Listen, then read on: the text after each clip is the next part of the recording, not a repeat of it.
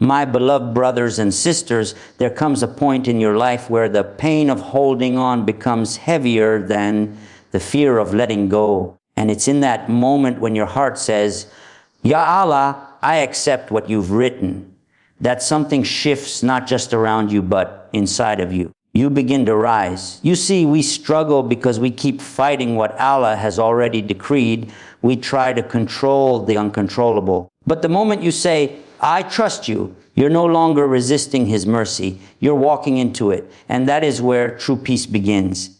Acceptance doesn't mean giving up. It means giving into a plan that is wiser than yours. It's not weakness, it's worship.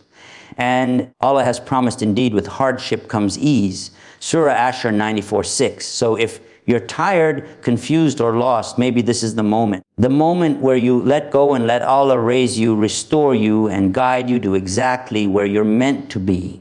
1. The struggle before surrender. Before surrendering to Allah's plan, the heart often goes through a storm of confusion. You question everything. Why your du'as are delayed, why your pain keeps increasing, why the answer seems silent, but the struggle is not a sign of weakness. It's a sign of your sincerity. Even the Prophet Sallallahu Alaihi Wasallam cried out in hardship. Your cries, your restless nights, your silent frustration, they are seen. Allah never abandons the one who turns to Him with a trembling heart. The struggle is not wasted. It softens the soul for what's coming. Sometimes Allah allows the pain to linger so that you reach a level of humility you would have never found in comfort. Look at Yunus in the belly of the whale. His real surrender came after the struggle. He had to feel trapped, forgotten by the world before he turned completely to Allah. Our struggles are our whales. They isolate us, shake us, and finally bring us to a realization. No one can help us but Allah. That's not a punishment. That's purification. It's during the struggle that your prayers become real. Not rushed, not robotic, but full of tears and trembles. It's when the soul finally begins to speak what the tongue had memorized for years doesn't just become a verse. It becomes your reality. Allah hears it from your brokenness. And that brokenness becomes the doorway to your strength. In the struggle, your faith is not tested to break, it's tested to awaken. Think of Maryam, exhausted, alone under a palm tree. She cried out in despair, wishing for death. But it was right there in that moment of complete emptiness that Allah sent her relief. The date tree shook, the stream flowed, and the miracle was born. Often it's just when you feel you can't go on anymore that the ease begins.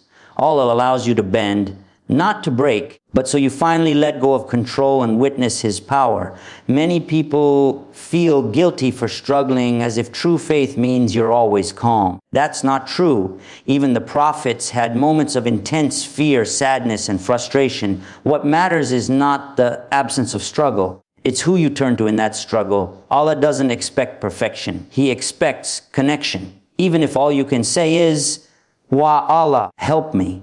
That is enough. In fact, sometimes that's all your heart truly needs. The beauty is when the struggle is finally over, you'll look back and realize it shaped you. It deepened you. It made your heart more reliant, your prayers more sincere, your vision more eternal. Allah never wasted your pain. You needed that night to value the light. And now as you surrender, you're not falling, you're rising, because those who submit to Allah never lose. They are simply being prepared for something far greater than they imagined. 2, what true acceptance looks like in Islam. True acceptance in Islam is not a passive act. It's a conscious, deliberate trust in Allah's wisdom even when your heart is aching. It's looking at what didn't work out and saying, Alhamdulillah, with tears in your eyes. It's when you stop trying to control what's beyond your reach and start focusing on pleasing the one who already controls everything. Acceptance is not giving up. It's giving into the one who knows the full picture. In the Quran, Allah teaches us that He plans with precision.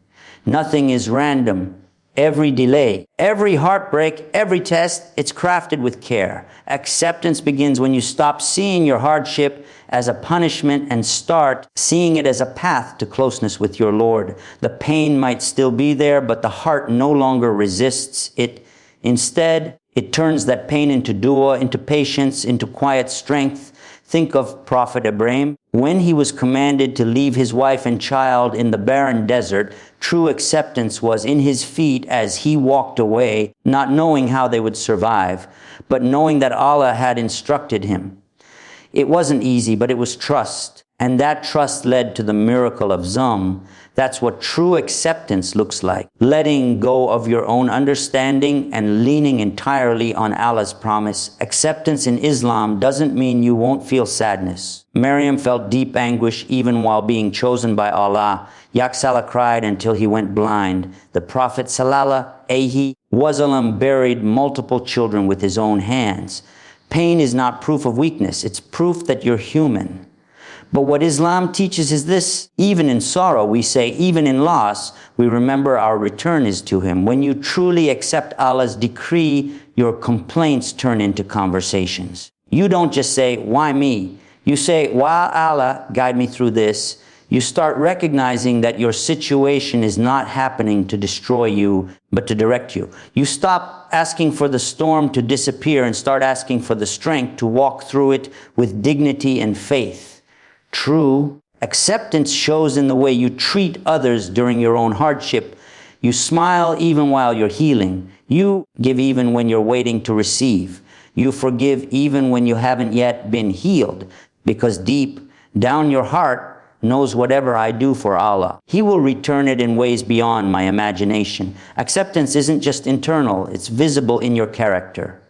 In Islam, acceptance is deeply connected to tawakkul, reliance on Allah. It's not passive sitting, it's active faith. You tie your camel, you do your best. And then you say, why Allah, I leave the result to you. Whether things go how you want it or not, you still say, Alhamdulillah. That's the beauty of a heart anchored in Allah. It finds peace in both abundance and restriction. Prophet Musa stood at the sea with a terrified nation behind him and an enemy approaching. From the outside there was no escape. But he said with full certainty, my Lord is with me. He will guide me. That's the language of acceptance. It's calm in chaos. It's faith when nothing makes sense. It's the soul's refusal to panic because it knows who is in charge.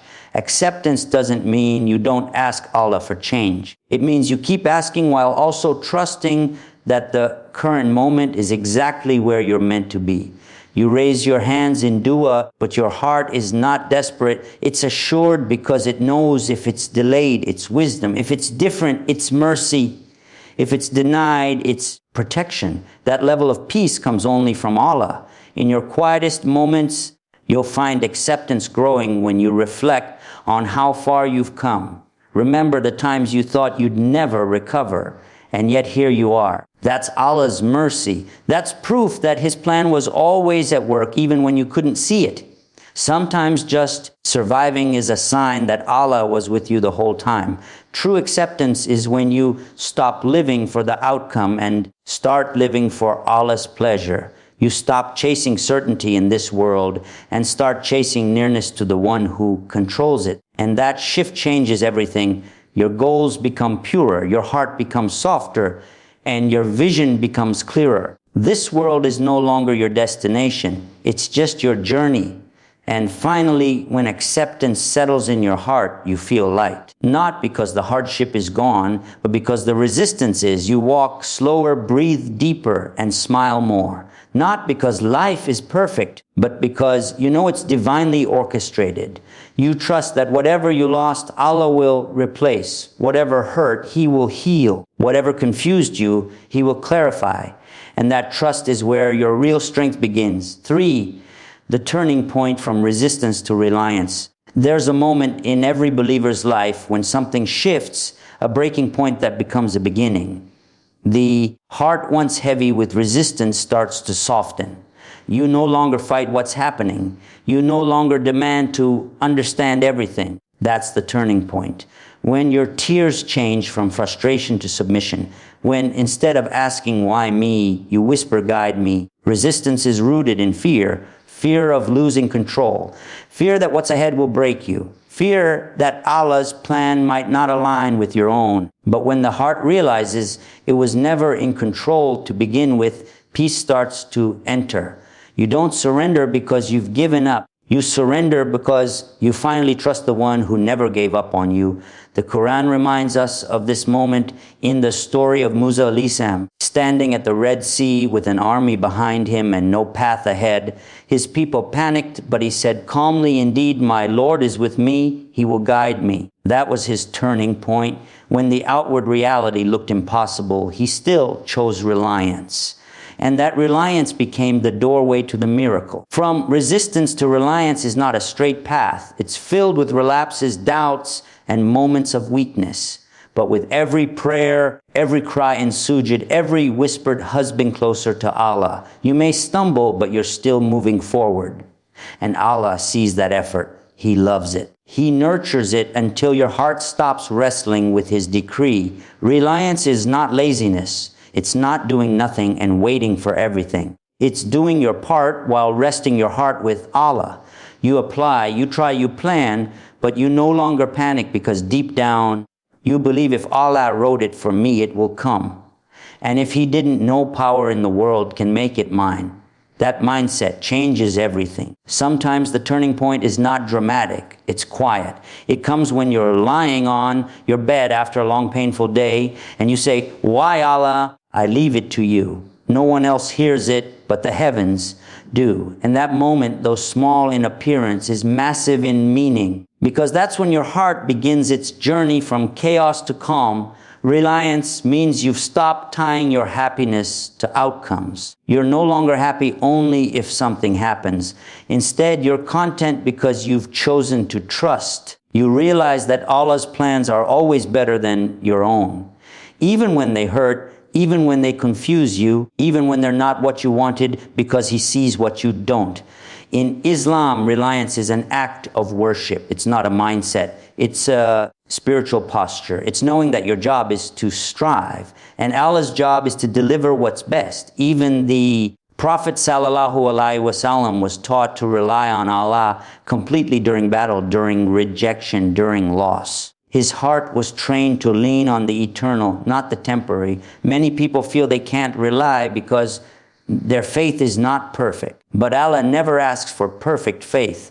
He asks for a sincere heart. He asks you to try to turn to Him again and again. Even when your mind is still unsure, even when your past haunts you, even when your heart is tired, because reliance doesn't come after clarity. It brings clarity. There's a beautiful irony in Islam. The more you rely on Allah, the stronger you become.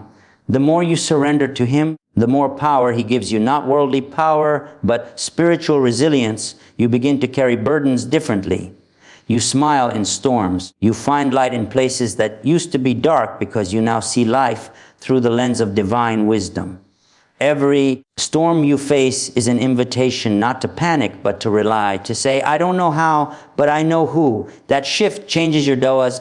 They become deeper, less desperate, more trusting. You stop begging for outcomes and start begging for nearness to Allah, knowing that closeness to Him is the real victory, no matter what happens in this world. And when reliance becomes your way of life, you become unshakable, not because life stops testing you, but because your soul no longer fears the test. You walk with dignity through difficulty. You respond with prayer instead of panic, and you rise not through force, but through faith. That is the power of a heart that has turned from resistance to reliance. For how Sabr activates your rise. Sabr isn't just patience. It's power in silence. It's the strength to remain still while your heart is breaking. In Islam, Sabr isn't weakness. It's an active choice to keep your faith firm, your tongue pure, and your heart steady, even when everything around you is falling apart. It is through Sabr that you begin to rise, not outwardly at first, but inwardly where it truly matters. Every believer who rises with Sabr. Look at the stories in the Quran. Every prophet went through seasons of waiting, pain, rejection, or loss. But they didn't give up. They didn't speak out in anger against their Lord. Instead, they practiced deep patience, and through that they were elevated. Allah is not unaware of your struggle. He's preparing your soul for something greater through it. When you are patient, you are not delaying success. You are deepening your roots. Trees don't grow tall overnight. They spend years strengthening underground before they even break the surface. In the same way, Sabr builds the foundation for your growth, your character, your connection with Allah, your resilience. It all grows in those unseen moments of struggle. Sabr doesn't mean you stop feeling. It doesn't mean you don't cry. The Prophet ﷺ cried when his loved ones passed away. He felt sadness, pain, even fear. But what made his Sabr special was that he never allowed those emotions to make him lose trust in Allah. That's the example we follow. You can feel deeply and still be among those with the highest level of Sabr. The reward for Sabr is not just in the afterlife, it begins here. The Quran says, indeed Allah is with the patient. Imagine that, the creator of the heavens and the earth with you just because you chose to stay calm, stay faithful, and not lose hope. That closeness gives you light in your darkest hours. You may be tired, but you are never alone. When you respond to hardship with Sabr, Allah elevates you in ways no human effort ever could. You might not get the exact result you wanted, but you get something better. Peace of mind, clarity of heart, and the companionship of your Lord. That spiritual rise often comes before the worldly one, and it's more lasting, more fulfilling, and more real. Think of Ayub, he lost everything. His health, his family, his wealth. But he didn't complain. He didn't say, why me? He stayed in remembrance. He waited. And when Allah restored him, he gave him back more than he had before. That's the pattern of Sabr. It delays, but it never denies. It tests, but it always transforms. Sabr gives your heart the space to breathe even when life feels suffocating. It allows you to pause before reacting, to reflect before speaking, to choose prayer over panic. That inner control gives you strength that others can't understand. They see you standing, smiling, enduring, and wonder how the answer is always with Allah. True Sabr is silent. It doesn't announce itself. It's found in the mother who keeps trusting Allah while raising her children alone. In the student who fails but tries again. In the man who walks away from haram even when it breaks his heart. These are the real heroes. They rise every day not in headlines, but in the sight of Allah. Every time you choose Sabr, you are building something. Maybe you can't see it yet, but Allah can. You're being shaped into someone stronger, wiser, more compassionate. Sabr is not passive, waiting. It's active growth. You're being prepared for blessings you don't yet see and positions you're not yet ready for. But through Sabr, you will be. Sabr is the gatekeeper of greatness. Without it, talents are wasted, faith wavers, and anger wins. But with it, your purpose becomes clear. Your tests become tools. Your delay becomes development. Many people fail not because they weren't capable, but because they weren't patient. Patience unlocks what talent alone never could. When the world tells you to react, Sabr teaches you to respond with wisdom. It trains your ego, it humbles your soul. It protects your heart from impulsiveness. In every argument, every hardship, every delay, patience gives you a higher vantage point. You're no longer reacting from pain. You're moving with purpose. Even in victory, Sabr is required. When success finally comes, Sabr keeps you grounded. It reminds you who brought you here. It protects you from pride and keeps your heart connected to Allah. Because Sabr isn't just for struggle, it's for every stage of life. It's a companion, not just a momentary shield. Allah promises in Surah Zumar, indeed, the patient will be given their reward without account, no number, no limit, just pure reward from the most merciful. That's how much Allah values your restraint, your tears held back, your trust maintained. Every second you were patient is recorded and rewarded. So when you feel like you're being buried by life, remember you might actually be getting planted. And with Sabr, you will rise again stronger, closer to Allah with a heart that knows. The rise wasn't in avoiding the test, but in walking through it patiently, gracefully, faithfully. 5 Quranic stories of rising after surrender. The Quran is not just a book of rules, it's a book of real human stories. And again, it shows us the pattern. Those who surrender to Allah rise, not always immediately, not always in the way they expected, but always in a way that transformed their lives and brought them closer to the divine. These stories are not just for reflection, they are for your strength. Take the story of Yunus. He left his people in frustration, boarded a ship, and ended up in the belly of a whale. In the depths of darkness physically and spiritually, he remembered Allah. And when he surrendered fully, saying, "There is no God but you, glory be to you. I was among the wrongdoers," Allah raised him from the ocean to the shore and restored his mission. His rise began with humility. Then there is Musa, a man who fled Egypt as a fugitive, alone, afraid, and uncertain. Yet when he turned to Allah, Allah turned him into a prophet, a leader, a miracle bearer. He returned to the land he once fled, this time not running, but guiding. His rise was not despite his weakness, but because of his surrender. He allowed Allah to lead, and that made all the difference. Maryam is one of the most powerful examples, a young woman alone and pregnant, misunderstood by her people. She surrendered to Allah's command without fully knowing the outcome. And in that surrender, she became the mother of Isa, a symbol of purity, patience, and trust. Her story teaches us that even in complete isolation, Allah can lift you to unimaginable heights. Think of Abraham, Adam, asked to sacrifice what he loved most, his son. It was the ultimate test of surrender. And yet when he submitted fully, Allah replaced the sacrifice with a ram and honored him for generations. His legacy lives in the rituals of Hajj through surrender. He didn't lose his son. He gained closeness to Allah and a status unlike any other. We also see the story of Ayub, betrayed by his brothers, sold into slavery, thrown into prison, all for years. But throughout it all, he never stopped turning to Allah. And when the time was right, Allah raised him to power and reunited his broken family. Yusuf didn't rise by force. He rose through quiet surrender and consistent character, even in darkness. Ab suffered through years of illness and isolation. He lost wealth, children, health, but never lost his faith. His dua was not one of demand, but of deep humility. Indeed, adversity has touched me, and you are the most merciful. That soft plea, born of surrender, led to complete healing and restoration. His rise was not loud, but it was lasting. Zachariah prayed for a child even in old age, knowing the odds were impossible by worldly standards, but he didn't let go of hope, and when he finally surrendered the matter entirely to Allah, Allah granted him Yahya, a child pure and wise. This was a rise not just in fatherhood, but in legacy, and it came after years of quiet, unwavering trust. And spent centuries calling his people mocked and dismissed, yet he kept obeying.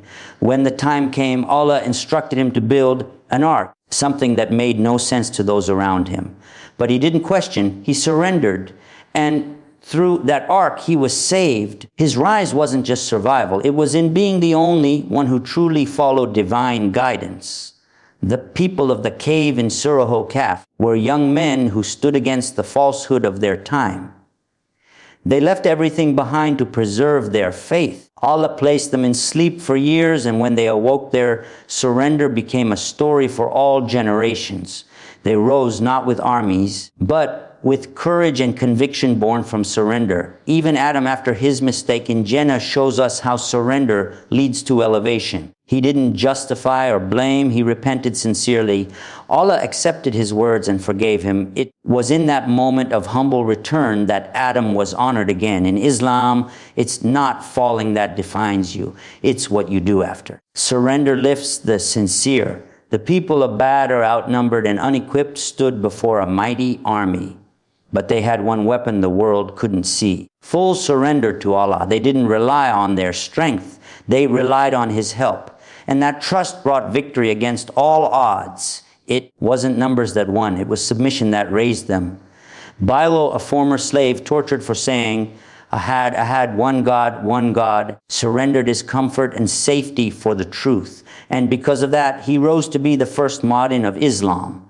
The man once beaten on the sands of Mecca was now honored on the rooftops, calling the faithful to prayer. That's what surrender does. It lifts you in ways people can't. Left alone in a barren desert with her child, ran between two hills in desperation, but in her heart was full submission.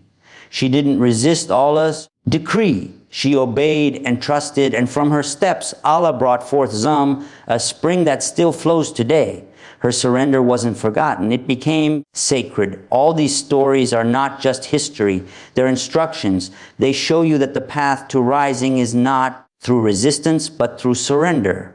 When you let go of control, when you stop fighting Allah's plan, when you trust Him even in pain, that's when you begin to rise. Not always with ease, but always with purpose, always with Him. 6, emotional detachment and spiritual freedom. Emotional detachment in Islam doesn't mean being cold or unfeeling. It means learning to love without clinging, to care without being consumed. True spiritual freedom begins when your heart is attached to Allah, not to outcomes, not to people, not to this world. This doesn't kill emotion. It purifies it. It makes your heart whole, not needy. The Prophet sallallahu alaihi wasallam loved deeply his family, his companions, even his enemies. But his heart belonged to Allah first. That balance is what gave him peace in hardship and strength in loss. His love wasn't rooted in dependency. He could let go when Allah willed because his heart was anchored in the eternal. That's the goal of every believer. Many people confuse attachment with love. But in Islam, love is sincere when it doesn't enslave you. If you can't imagine peace without a certain person, place, or outcome, you've placed your heart in a fragile place. Emotional detachment is recognizing that all things are temporary and that your peace must be tied to what never leaves, your Creator. When your happiness depends on things staying the same, your soul will constantly feel anxious. This world is designed to change. People come and go. Success rises and falls. Even health fades. But Allah remains. And when you shift your focus from temporary attachments to timeless connection, a new kind of calm enters your life. Detachment is not indifference. It's presence with perspective. You give your best. You love deeply. You show up fully.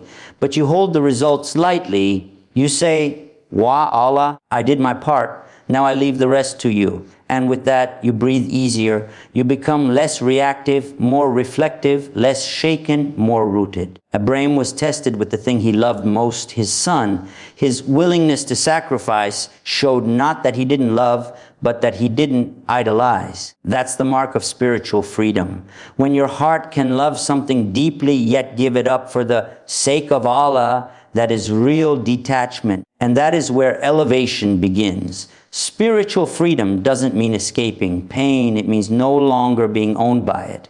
You still feel disappointment, grief, even heartbreak, but you don't drown in it. Why? Because you've built your identity on something higher. You know that this life is not the source of your worth. Your soul is connected to the one who wrote every chapter. When you detach emotionally from outcomes, you stop fearing the future. You understand that Allah's plan will always unfold whether or not it aligns with your desires. That surrender brings strength. You stop needing life to go your way in order to be okay. You start needing only Allah. And that need will never disappoint. One of the greatest acts of worship is to walk away from something your heart wants because your soul knows it's not good for your deen. That's not loss, that's liberation. When you can let go of what is haram or harmful, even if it hurts, you're choosing Allah over your own ego. And Allah always replaces what you give up for His sake. The dunya is meant to disappoint. It was never meant to carry your entire heart. And when you accept that, you stop expecting too much from people, status, or even love. You start appreciating without becoming attached. You enjoy without becoming enslaved. That shift turns everything into a blessing, nothing into a burden. Think of the Prophet sallallahu alaihi wasallam after bloody, exhausted, rejected, yet his heart turned only to Allah. As long as you are not angry with me, I do not care. That's detachment in its purest form. He didn't need approval from creation. His eyes were fixed on the Creator. And because of that, he rose from rejection into victory.